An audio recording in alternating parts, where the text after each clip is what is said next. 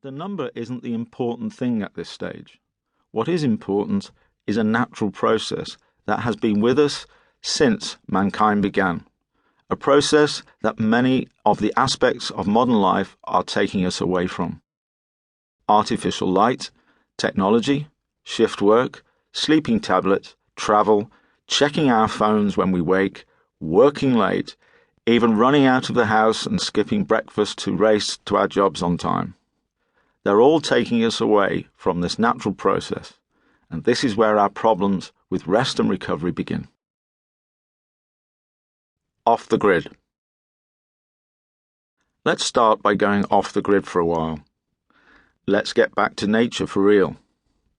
You and I will leave all our possessions behind, our watches, computers, phones, and head out to an uninhabited island where we'll live off the land, just as our ancestors once did.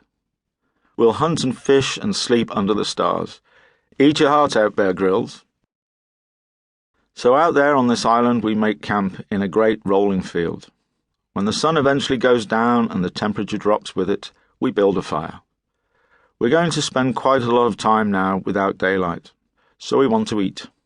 We cook and devour our spoils of the day and sit back sated, chatting, softly absorbing the amber light of the fire as we look into it.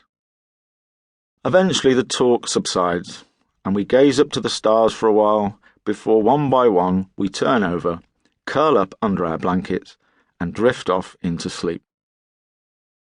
At some point in the morning, the sun is going to start approaching the horizon. The birds will start singing, even before it gets there, and when it does, the temperature will start to rise. Even if it's really cold, it will still rise by a degree or two, and everything will get lighter. Whether or not we've got our head under a blanket, the light gets in and we wake up. The first thing we're likely to want to do is empty our bladders, and then we'll start thinking about drinking some water and eating breakfast. Then it'll be time for a bowel movement before we go fishing and hunting for the day, all of it in daylight. Nothing hurried, all in its natural time. Later in the day, when the sun starts going down again, we'll sit back down in the field. The temperature will drop and it'll get dark again, so we'll have to light the fire. We'll do it all again. This is really getting back to what we do naturally, working in harmony with our circadian rhythms. Got rhythm? One of the first things I ask anyone I work with, whether it's a top footballer or city broker struggling to sleep, is, are you aware of circadian rhythms? A circadian rhythm is a 24-hour internal cycle managed by our body clock. This clock of ours deep within the brain regulates our internal systems such as sleeping and eating patterns, hormone production, temperature, alertness, mood and digestion in a 24-hour process evolved to work in harmony with the Earth's rotation.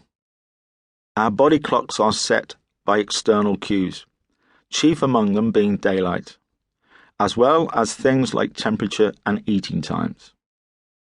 It is vital to understand that these rhythms are ingrained within us.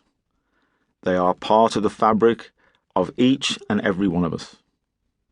They are the product of millions of years of evolution. We could no more unlearn these rhythms than we could teach dogs to stop barking or ask a lion if it wouldn't mind giving vegetarianism a go.